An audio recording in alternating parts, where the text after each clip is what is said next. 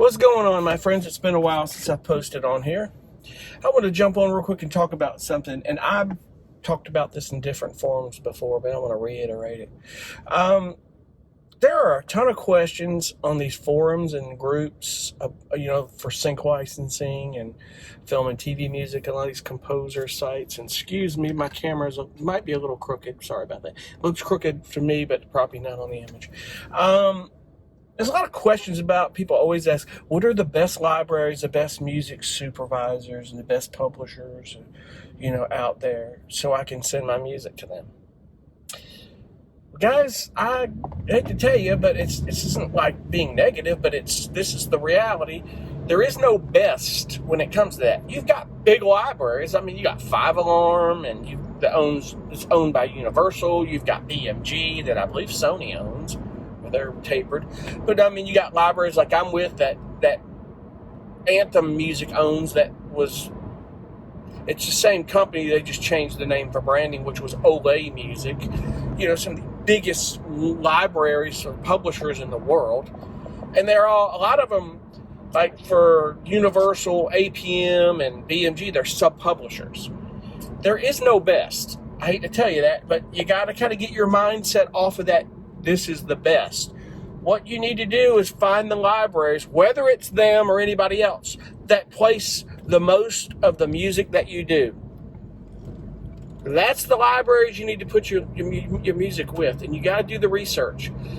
You're going to have to find a library that sub-publishes in the BMG and APM, 5 Alarm, and all these guys, and 5 Alarm's another. 5 Alarm's actually I can't talk. 5 Alarm is actually owned by Anthem Music, which is with Jingle Punks and some other companies. But you've got, Extreme Music that's fed from other sources into just a portal for all sub-publishers, because Extreme Music doesn't take music directly. So you just got to do your research, because the thing about what you have to understand is simply this. Every library is different. And every one of these clients go to these particular libraries because of their niche, their certain style, or the music that they do. All of these libraries, I'm going to let you in on this, all these libraries are feeding to all the same clients. They have different connections and different relationships with these clients. For instance, every publisher I'm with feeds to probably some of the same networks or production companies, or, they just have different relationships with. They feed different volumes of music. Those companies probably pull larger or smaller amounts of music from them. Like, for instance, Jingle Punks feeds a lot of music into like NBC and Turner Broadcasting and Discovery and these. I mean, they're huge. But I may be with another publisher that still feeds music to them, but maybe in smaller amounts or a different type. They feed different types of music for each publisher because they have a different style, or they have composers that they have at these. This is why exclusive is so valuable, because these companies, these supervisors, and these networks see that publishers have certain composers that they like. And this is, if you're writing enough music, they know more about you than you think. Because if you keep feeding music every month, they're going to go look, and they like what you're doing, and they're using your music. They're going to see what you're doing every month. They're going to go, let's go to Chris Williams. Let's see what he's doing. It's happened to me. I guarantee you. I had a publisher let me know on that deal. So, you have to understand that there is no best on that deal. What some people think is the best, and they can argue on that all they want. They think the best is just because it's with Universal Music or BMG and it's all this thing, but you can also get lost in the weeds with those big companies like BMG, and you've got sub-publishers pushing to their clients, but it's in the database of BMG that others might be pulling from. That's very cool, and you want that. That is cool, but just because it's there doesn't mean it's going to get placed because it's some big library.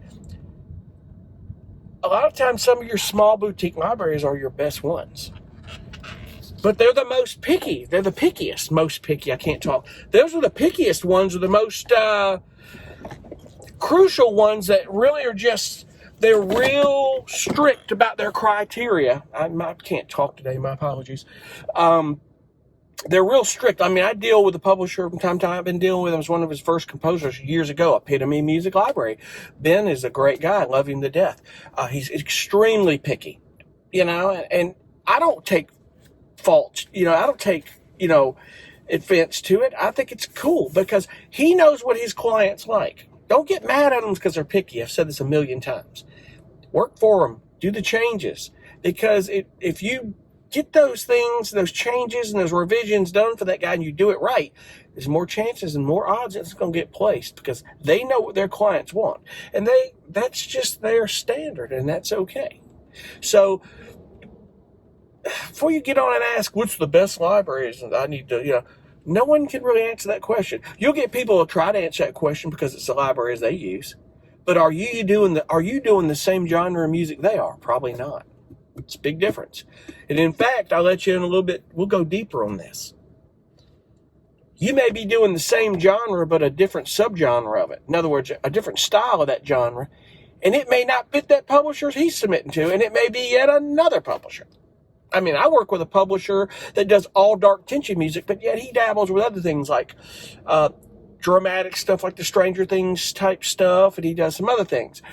He doesn't, the most of what he does is tension, dark underscore stuff, and stuff for dramatic and crime dramas and horror films and stuff like that. But my point is that specifically what you do, it's going to take you a while to find your home, or the publishers are going to get you the most placements. That's why you want to try to work to spread the love and find that and try to get your music out there. But whatever you do, when people say get your music to as many publishers as possible, don't ever send the same music to two different publishers that are exclusive. That's a no-no.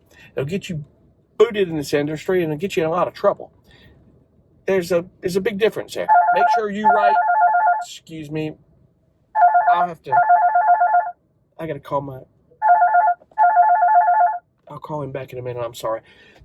Do exclusive music for each one of those publishers. New music. In other words, just keep writing and progressing forward. Don't get attached to that music and do that. So I'm getting off course. But I just want to get on here real quick and just go, listen. Before you ask the question, what's the best publishers?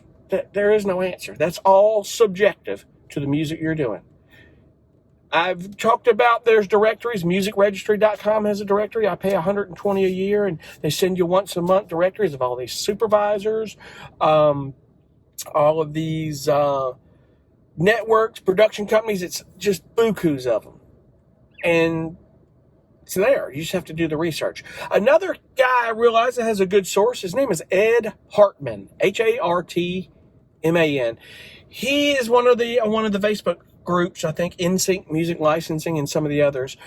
Ed Hartman, he's got a directory. He's typed up his source. I believe it's free. At least he sent me a link, and it had all these pretty much the same thing I've got in the directory for Music Registry, but it's free, You're looking up for music supervisors, you can go to the Guild of Music Supervisors.com. I didn't realize that. The Guild, G-U-I-L-D, Guild of Music Supervisors.com. It'll give you a directory of music supervisors. Now, as I've said before, I say it again, research your supervisors, go to IMDb, look at their work, know what the pattern of a lot of music they send. And it's going to entail watching a lot of these films and music, But before you approach these supervisors, tread lightly on that deal. You don't want to piss them off and have them junk you in their folder where they'll never see your email. I think I would be very inquisitive. Just email them and say, hey, listen, I just wanted to ask you, what are some of the sources that you pull your music from? What's some of the sites that you pull from? Libraries? Because I'd love to have my music there. I really would. As I would love to, get music to you and be a trusted source with you one day, and I hope that I can be. Thank you so much for your time and consideration. Respectfully, Chris Williams, or whatever name you put on there. So you got to be respectful with these guys. They get crap emails every day and they get bombarded. That's why the big thing why music supervisors are hard to, and it's why if you're starting out, don't shoot for music supervisors, go to libraries, because they don't deal with untrusted sources. They deal with trusted sources only. It takes a while to become a trusted source. And if you've got a lot of libraries they pull from and they know you and they're familiar with their music, there's a good chance you could become a trusted source for them at some point. And one thing to do is go to the Production Music Conference every year. I'm not pushing these guys for any reason that I know it's helped me. And you can build a rapport with these guys each year. They'll remember you. If you make an impression, you're talking to them. If they say, first year you meet them, they say, send me some music. If they don't respond back or take it, don't be discouraged. Keep, communicate with him. It was great to see you at the conference. How you been? Next year, get FaceTime with him again and talk to him. Say, hey, I sent some music. Is there anything about it that I could change and make better? Chances are if you made an impression, they're going to remember you. So just think about these things. When you ask what the best music supervisors or publishers are, think about what the best is. It's a broad question that really holds no water. It's subjective. You're going to have guys in that group that go say, that's wrong, man, because I could tell you the best ones. No, you're telling me the best ones because it's the ones you use. That's great. They get you a ton of placements and you're doing well, but that doesn't work for everybody else. It doesn't. So anyway, I want to get on here and I want to hammer that point in real quick. And I hope you guys will. I thank you so much for watching. And I hope that some things that I bring to the table are helping. I don't claim to be the greatest in the world. I'm just, in the game like us all, trying to make it happen. And I appreciate you. You guys have a great one, and we'll see you on the next one. Be cool. Bye.